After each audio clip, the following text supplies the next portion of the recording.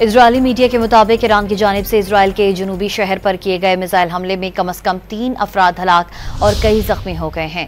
Israeli media के मुताबिक जंगबंदी के बाद ईरान ने इसराइल पर मिसाइल हमला किया है। मिसाइल हमलों के बाद मकबूजा बैतुल मक़दस और मगरबी किनारे के मुख्तलिफ इलाकों में सायरन बजने लगे। आसमान पर धुएं के बादल भी दिखाई दिए। इजरायली मीडिया के मुताबिक ईरान की जानिब से इसराइल के जनूबी शहर पर किए गए मिसाइल हमले में कम से कम 3 अफराद हलाक और कई जख्मी हो गए हैं।